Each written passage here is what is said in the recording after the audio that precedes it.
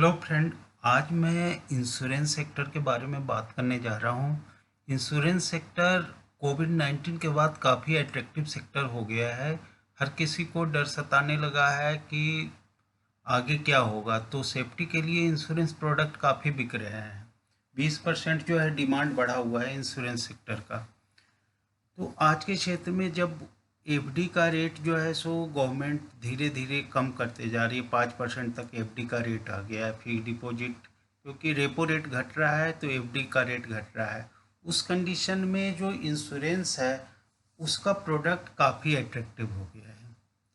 लेकिन फिर भी बहुत सारे मीथ हैं जो लोगों को जानकारी नहीं होता है, गलत इन्फॉर्मेशन या गलत लिखने का तरीका जो है सो एट्रैक्टिव बना करके प्रोडक्ट सेल किया जाता है। तो इसको हम कैसे अच्छे से समझें और जो सही प्रोडक्ट हम खरीद सकें, तो हम इसके बारे में जानकारी रखेंगे। आप लास्ट तक वीडियो देखिएगा। हम 7 स्लाइड बना रखे हैं, ये लंबा स्लाइड चलेगा, लेकिन इसमें आप इसको समझ जाएंगे तो इंश्योरेंस के बहुत बारीकी से समझेंगे।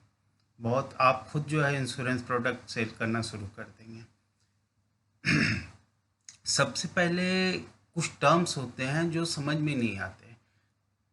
कोई भी इंश्योरेंस है, जैसे कुछ कंपनी है वो कहती है कि हम 225% तक का रिटर्न देते हैं, एनुअलाइज रिटर्न देते हैं। कुछ कंपनी कहती है कि 9.5% तक का हम रिटर्न देते हैं, लेकिन वो क्लियर नहीं करते 9.5% का रिटर्न किस पे। सम एश्योर्ड का 9.5%।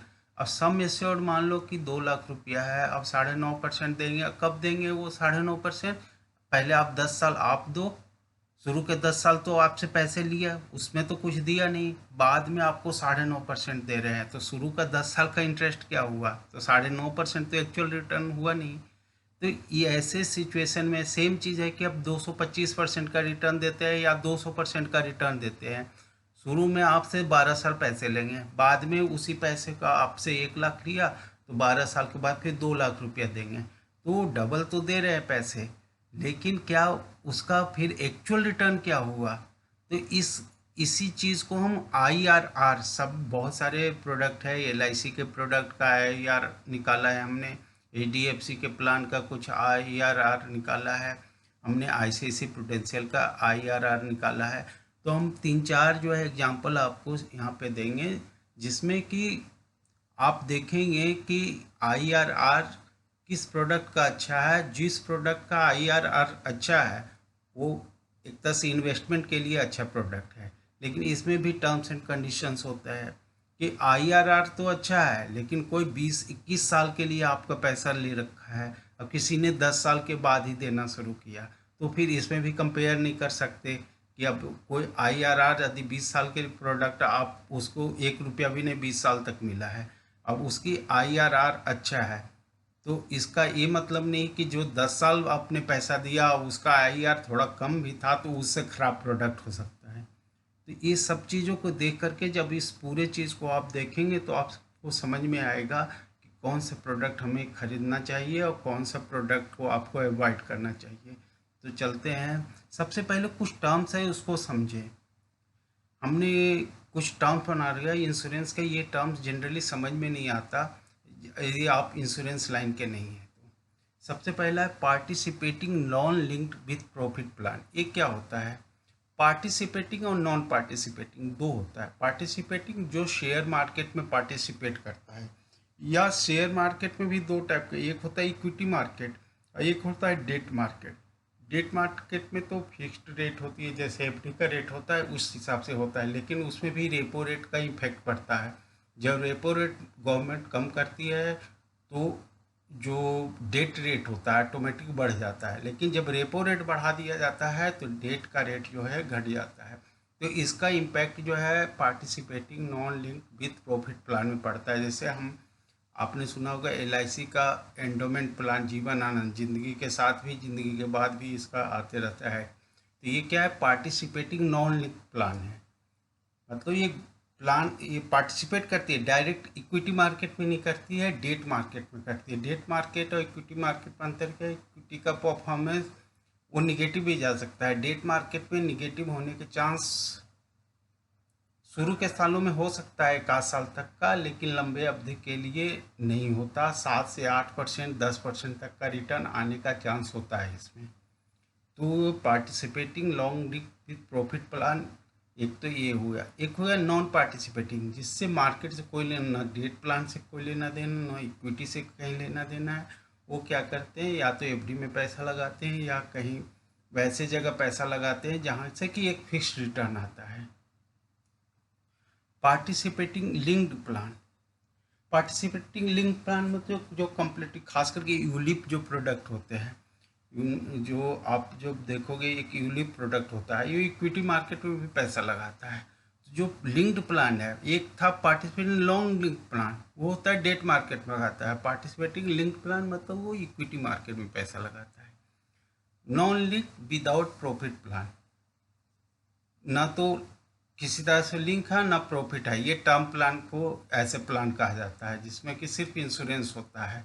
कुछ हो गया तो आपको पैसे मिलेंगे, यदि आपको कुछ नहीं हुआ, 20 साल के लिए अपनी पॉलिसी किया था, तो आपको जो भी पैसे हैं वो टर्म प्लान में मिलता नहीं, आपको पता ही होगा।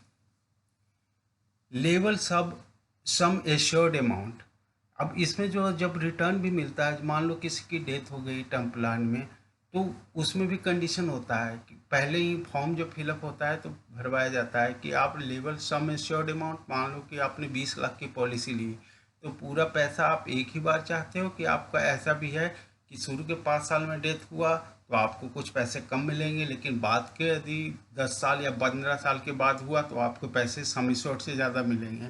तो ये इंक्रीजिंग सम एश्योर्ड होता है कि हर साल के हिसाब से 10% या 20% बढ़ते जाता है। Regular premium, limited premium, single premium, इसका क्या मतलब होता है, अब मान लो किसी ने 20 साल की पॉलिसी ली है तो 20 साल तक उसने प्रीमियम जमा किया, तो ये रेगुलर प्रीमियम कहलाता है। एक होता है लिमिटेड प्रीमियम, 20 साल के लिए तो पॉलिसी लिया, लेकिन पैसे उसने या तो 16 साल जमा किए या 10 साल ही जमा किए, तो लिमिटेड हो गया, मतलब पूरी सा पॉलिसी पीरियड तो जमा ज़्यादा है लेकिन प्रीमियम पेइंग टर्म्स कम है, तो वो लिमिटेड प्रीमियम प्लान में आता है। एक होता है सिंगल प्रीमियम, कि एक ही बार में पूरा पैसा दे दिया। आपने 2 लाख की पॉलिसी ली तो 2 लाख की पॉलिसी का जो भी है उसका बना सम एश्योर्ड 2 लाख का है। अब 2 लाख के लिए जब आप सिंगल परचेज करने जाओगे तो आपको 2 लाख नहीं जमा करने, कम जमा करने पड़ते हैं, 1 लाख देना पड़ा या 1,10,000 देना पड़ा, आपको रिटर्न के रूप में 2 लाख के आसपास मिलेगा। तो ऐसे प्लान जो होते हैं सिंगल प्रीमियम में, तो एक बार ही पेमेंट करना पड़ता है।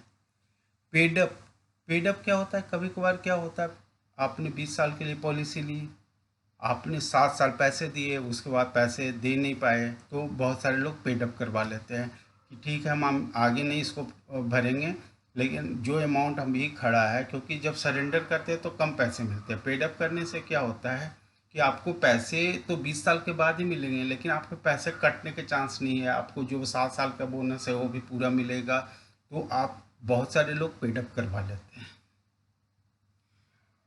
बीएमआई, बॉडी मास इंडेक्स, इसके बेसिस पे रिजेक्शन होता है, जिसका बीएमआई को हर इंश्योरेंस पॉलिसी कराने पे एक बीएमआई किया जाता है। किसी बंदे की हाइट तो कम है लेकिन उसकी वेट बहुत ज़्यादा है, मोटे लोग हैं, अब इनकी बीएमआई हाइट के हिसाब से यदि वेट नहीं है तो इनकी फॉर्म रिजेक्शन की चांस ज़्यादा होती है। तो बॉडी मास इंडेक्स जो है सो पूछा जाता है, फॉर्म में फिलअप किया जाता है, आपका वेट कितना है, आपकी हाइट कितनी है। अब इनकी एक रेशियो होती है, यदि सही रेशियो में है तो आपका फॉर्म एक्सेप्ट होगा, गलत रेशियो में है तो फिर फॉर्म रिजेक्शन के चांसेस होते हैं।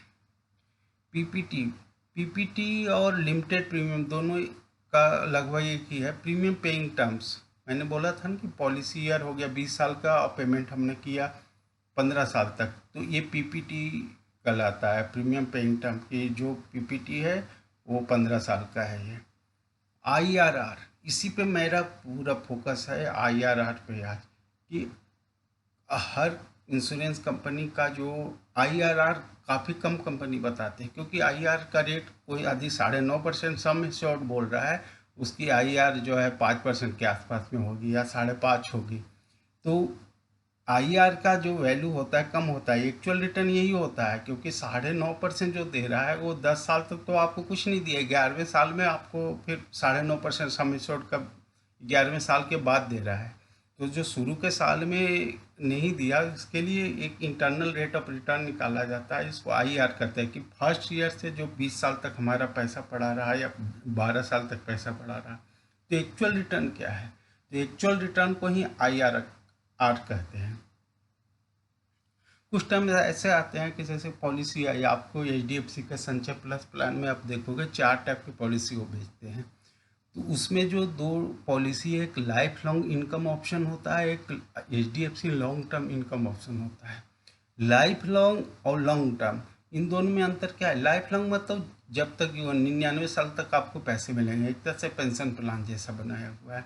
और लॉन्ग टर्म इनकम प्लान है कि आप ऐसा हो गया कि शुरू के 15 साल आपसे पैसा लिया, 10 साल आपसे पैसा लिया, अब लास्ट के 20-25 साल या 30 साल तक जो है कंपनी एक बना देगी मंथली इनकम या सैलरी, जैसा जैसे सैलरी मिलता है लोगों को, इन इन तरीके से आपको पैसे मिलते रहेंगे। तो ये लॉन्ग टर्म इनकम ऑप्शन में आता है। आगे मैं स्लाइड चेंज कर रहा हूँ, आप लोग बने रहेंगे और कोशिश कीजिए कि इसको लाइक कर दें। अब जो हम बोनस की तरफ आएंगे कि अब जो बोनस कंपनी देती है, जो कंपनी है जनरली इंटरेस्ट नहीं बताती, इंटरेस्ट तो होता है वो आप निकाल लेते हो, लेकिन जनरली इंश्योरेंस कंपनी क्या होती है वो बोनस के रूप में देता है। अब बोनस जो है वो कैसे डिसाइड रहता है? जिसकी बोनस 50 के आसपास हो, मतलब 1000 में 50 रुपया, 1000 में 50 रुपया मतलब ये 5% के आसपास में बोनस हुआ तो वो अच्छा माना जाता है। लेकिन जिसका 35 से कम बोनस होता है कि 35 बोनस डिक्लेयर किया गया है, आप एलआईसी में देखोगे तो इस हिसाब से आपको बताएगा कि 1000 में 50 है। जनरली 50 बहुत अच्छा माना जाता है, 40 से 50 के बीच अच्छा माना जाता है, क्योंकि एक तो रिविजनरी बोनस होता है कि हर साल मिलता है, बाद में इकट्ठा होता है। एक होता है कि टर्मिनल बोनस, जो बोनस टोटल इकट्ठा हुआ उसका 10% या कुछ ऐसे, वो टर्मिनल बोनस अलग करते हैं। तो किसी ने 50 दे रहा है, 50 मतलब 5% ऐसे दे दिया, फिर उसका 10% एज ए टर्मिनल बोनस देगा जी। और कुछ दिन और रुक गए, जैसे 25 साल से ज़्यादा है, 15 साल से ज़्यादा किए तब टर्मिनल बोनस मिलता है, 15 साल से कम में टर्मिनल बोनस नहीं मिलता है। तो आप 15 साल से ज़्यादा, ये 25 साल से ज़्यादा तो लॉयल्टी एडिशन मिलता है। तो इस हिसाब से जितना लंबा टर्म होता है वो कंपाउंडिंग होते जाता है, उस पर जो उनका रिटर्न ज़्यादा होता जाता है। तो ये सारे जो टर्म्स है, रिविजनरी बोनस वो हर साल दिया जाता है। रिविजनरी बोनस को कुछ कंपनी गारंटीड एडिशन बोलती है। टर्मिनल बोनस होता है वो जब आपकी पॉलिसी पूरी मैच्योर्ड हो जाएगी या डेथ कंडीशन हो गया तो जो जितना बोनस निकला उसका कुछ परसेंट टर्मिनल बोनस के रूप में दिया जाता है। वो भी 15 साल से ज़्यादा का पॉलिसी है तब टर्मिनल बोनस मिलता है, उससे कम वाले में मिलने का चांस काफ़ी कम होता है। वेस्टेड बोनस जो होता है, रिविजनरी बोनस और टर्मिनल बोनस को जोड़ करके जो आता है वो वेस्टेड बोनस कहलाता है।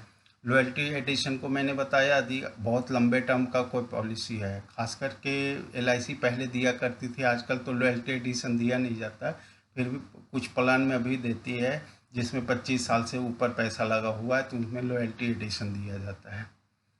प्रीमियम पेइंग टर्म, अब मैंने बताया था कि रिटर्न का ये तरीका है कि कुछ लोग लिख देते हैं कि हम 179% देंगे या 197% देंगे। तो ये एक्चुअल रिटर्न क्या हुआ, एक्चुअल आईआर क्या क्या हुआ है इसका? 197% ठीक है, आपने शुरू में हमसे 10 साल पैसे ले लिए, बाद के सालों में आप 197 दोगे। मैंने मान लो कि मैंने 100 रुपया दिया, आप 197 वापस दोगे।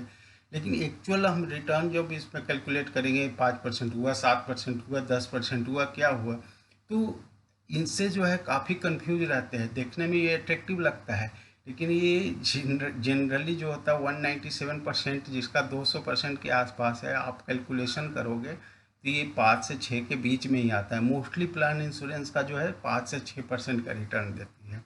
फिर भी अच्छा प्लान है क्योंकि इसमें जो है आपको टैक्स नहीं लगता, जो भी रिटर्न मिलता है आपको वो उसमें जो है कोई टैक्स नहीं होता। आप एफडी है तो एफडी पे क्या होता है, एफडी के अमाउंट पे जो भी आपका इनकम हुआ वो टैक्सेबल हो जाता है, लेकिन जो इंश्योरेंस का इनकम होता है वो टैक्सेबल नहीं होता है, तो फिर भी अच्छा रिटर्न माना जाता है। गारंटीड पे आउट, जैसे मैंने बोला कि ऐसे टर्म्स होता है 9.5% of maturity sum assured, sum assured का 9.5%। मैंने बोला शुरू के सालों में तो आपने दिया नहीं, 10-12 साल तो मेरे से पैसे लेते रहे, और बाद में कहोगे कि आप जो है सो सम एश्योर्ड का 9.5% दोगे। लेकिन एक्चुअल क्या ये 9.5% होता है? ये भी 5 और 6 के बीच में ही होता है। इसका हम चार्ट में आगे बता रहे हैं, आप जो है बने रहिएगा। हम नेक्स्ट स्लाइड जो है चेंज करते हैं।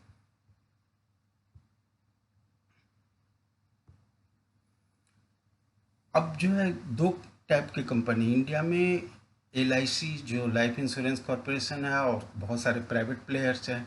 अब किनकी इंश्योरेंस अच्छा है? LIC का अच्छा माना जाता है कि HDFC लाइफ संचय है, चाहे ICICI प्रूडेंशियल का सुरक्षा एंड सेविंग प्लान्स है, या और भी कंपनी भारतीय एक्सा का 2-3 प्लान काफ़ी बिकता है। लाइट एडवांटेज प्लान है, लाइट मंथली एडवांटेज प्लान है। तो इनकी प्लान और लाइफ इंश्योरेंस की किसकी प्लान अच्छा है? अपनी अपनी दोनों की यूएसपी है। आप प्राइवेट कंपनी को जाएंगे तो इनका क्या है यूएसपी? ये 5 साल के लिए आप LIC का जो लाइफ इंश्योरेंस है, जिसको भारतीय जीवन बीमा कहते हैं, इनका मोस्टली प्लान 15 साल से ऊपर ही पैसा आपको 15 साल देना पड़ेगा। 21 साल से कम का प्लान मोस्टली होता नहीं है, होता है प्लान, लेकिन मोस्टली प्लान जो है सो जो टारगेट करते हैं 21 साल से ऊपर वाले ही प्लान वो लोग सेल करते हैं। जबकि आपको जो प्राइवेट इंश्योरेंस कंपनी है, आप 5 साल पैसा भी दो, फिर 5 साल वो ऐसे प्लान बनाए हुए हैं कि 5 साल आप दीजिए, आखिरी के 5 साल उधर से पैसे आपको, आपने 1 लाख रुपया दिया मान लो कि हर एक साल, तो 1,20,000 रुपया हर साल, मतलब छठे साल से आता रहेगा। तो इनका एक तो होता है कि कम टाइम पीरियड होता है। बहुत सारे लोग इंश्योरेंस में LIC में क्या करते हैं, इतना लंबा टर्म चलता है, कुछ लोग बीच में छोड़ देते हैं कि यार हमें तो कुछ आता नहीं, हमें सिर्फ जा रहा है। जबकि रिटर्न इनका अच्छा होता है, फिर भी इतना लंबा चलाते नहीं हैं। तो इस कंडीशन में प्राइवेट इंश्योरेंस कंपनी का इन्होंने 5 साल का या ऐसा प्लान बना रखा है, 10 साल दो आप, 10 साल आप दोगे, बाकी का 10 साल हम पैसे देंगे।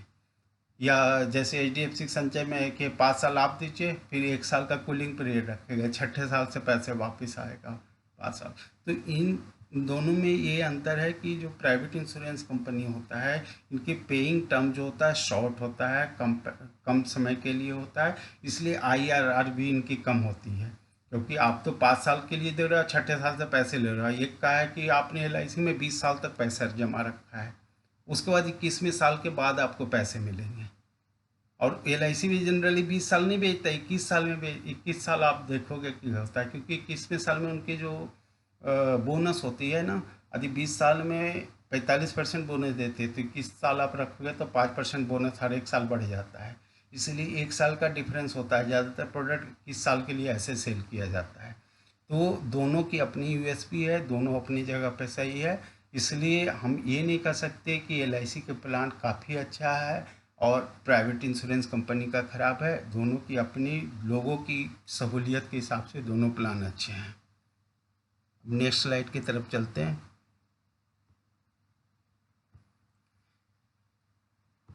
हमने जो है सो बहुत सारे कंपनी का IRR निकाला है। अब IRR भी एक रेट नहीं है। अब जैसे कोई बंदा 10-18 साल का है, उसकी IRR कुछ और होगी, क्योंकि उसको जब कम उम्र में वो लगाता है पैसा, तो उनके जो प्रीमियम होती है वो कम जाता है, उस हिसाब से रिटर्न ज़्यादा होता है। यदि कोई 50 साल में पैसा लगा रहा है तो उनकी, क्योंकि उसकी रिस्क फैक्टर ज़्यादा होती है, तो उनको प्रीमियम ज़्यादा देना पड़ता है और रिटर्न वही मिलता है।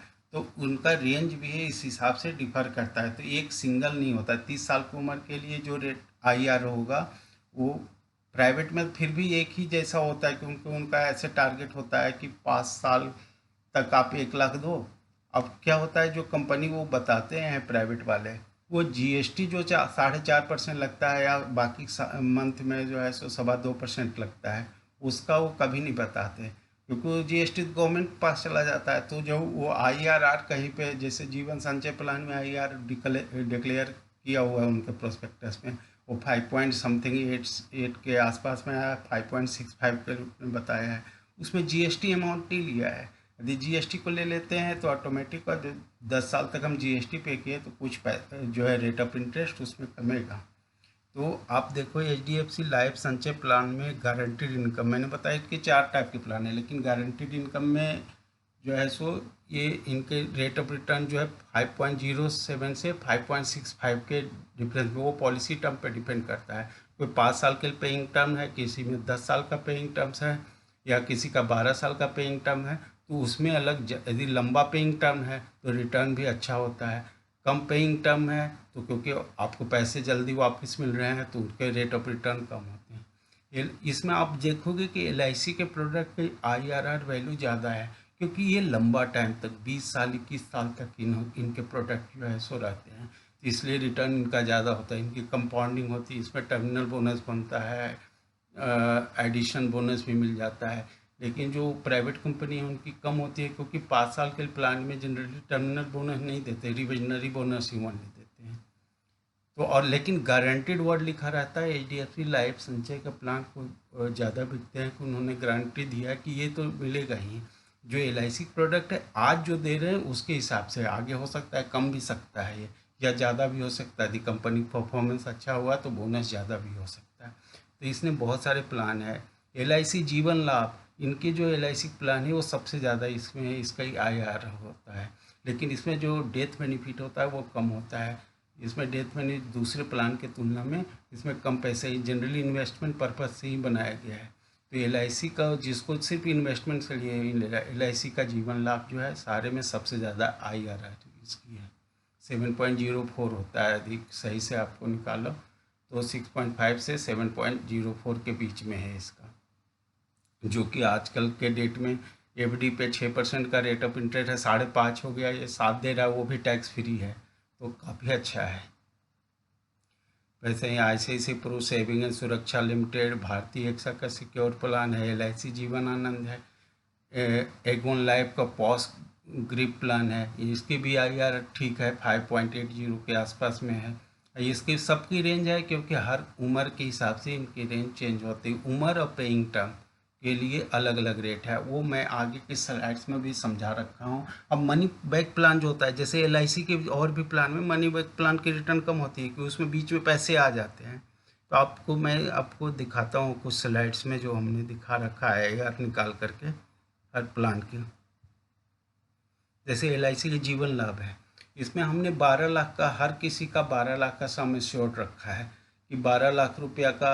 अब इसमें जो है सो 21 साल का प्लान है, 15 साल तक पेमेंट करना है। तो ये पैसे, ये 67,000 शुरू के मंथ में क्या होता है, 4.5% जीएसटी लगता है, तो 67,000 रुपया लगेगा, उसकी हर साल की ये जाएगी प्रीमियम। दूसरे साल से क्योंकि जीएसटी 2.25% हो जाता है, तो थोड़ी सी इसमें प्रीमियम कम जाती है। तो जो पैसे जा रहे हैं, 12 लाख तो मिलेगा ही मिलेगा सम एश्योर्ड, बोनस के रूप में 13 लाख रुपया मिलता है। इसमें टर्मिनल बोनस को मैंने दोनों इकट्ठे कर दिया है, टोटल जो है 25,04,000 इसको मिलता है। और जाते क्या है, ये पैसे 12 लाख के आसपास में है, इसको आप कैलकुलेट करो 12 लाख से कम ही बनेगा। तो जो इसकी आईआर वैल्यू है 7.04 हो रहा है, हमने ये फॉर्मूले पे लगा रखा है, 7.04 इसकी आईआर है। तो ऐसे और भी हमने प्लान की आईआरआर निकाल रखा है, आप देखिए। तो आप इससे डिसाइड कर सकते हो कि कौन से प्लान अच्छा है और कौन सा प्लान जो है सो, जैसे एचडीएफसी संचय प्लस गारंटीड इनकम प्लान। अब एचडीएफसी का 4 प्लान है, और गारंटीड इनकम मतलब इसमें क्या होता है कि आपको शुरू के 10 साल पैसे देने हैं, 11 साल कूलिंग पीरियड होगा, आप 1 लाख रुपया दे रहे हो, उस पर जो जीएसटी बनेगा वो भी देना पड़ेगा।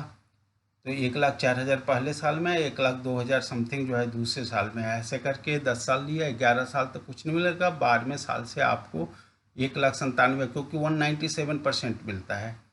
आपने देखा होगा प्रोस्पेक्टस में, या इसमें जो है 179, दो टाइप के प्लान होते हैं। जैसे एक होता है कि 1 लाख दे रहे हो तो 179% होता है, किसी में 1,97% होता है, वो टर्म्स कंडीशन का है। तो इनकी आईआर जो है सो इस हिसाब से हमने निकाल रखा है, 5 पॉइंट समथिंग आया है ये।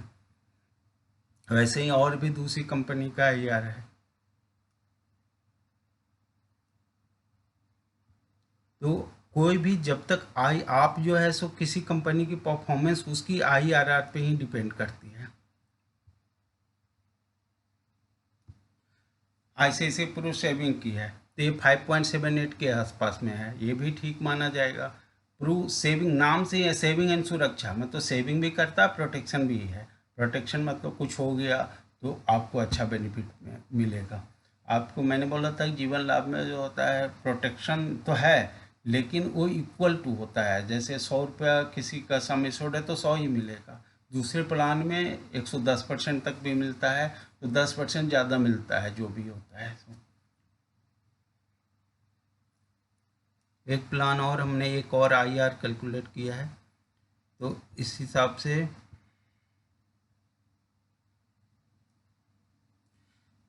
ये देखो हमने ये इतने है, आप इस पे आप कंसिडर कीजिए कि कौन सा प्लान अच्छा है।